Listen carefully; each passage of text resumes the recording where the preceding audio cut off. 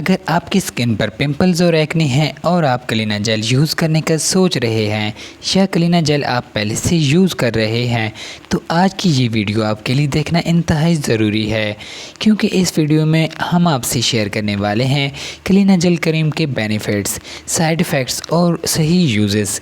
तो इस वीडियो को एंड तक ज़रूर देखिए। क्लीना जेल की मेन फार्मूलेशन में शामिल है क्लिंडामाइसिन। अगर बात की जाए क्लीना जेल के फ़वाद की तो क्लीना जेल के बेशुमार फ़वाद हैं। क्लीना जेल आपकी स्किन पर मौजूद पिंपल्स और एक्ने को रिमूव करता है, आपकी स्किन पर बनने वाले पिंपल्स और एक्ने के निशानात को भी कम करता है। क्लीना जेल आप आर्जी तौर पर यूज़ करें। अगर आपके पिंपल्स और एक्ने ठीक हो जाएँ तो आप इस जेल का इस्तेमाल छोड़ दें।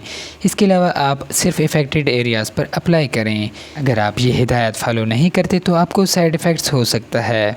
क्लीना जेल आप रात के वक्त अप्लाई करें, सिर्फ इफ़ेक्टेड एरियाज़ पर जहां पर आपको पिंपल्स और एक्ने हैं उन पर आप इस क्रीम को अप्लाई कर दें। क्लीना जेल की आपने थोड़ी सी मिकदार अपने इफ़ेक्टेड एरियाज़ पर अप्लाई करनी है।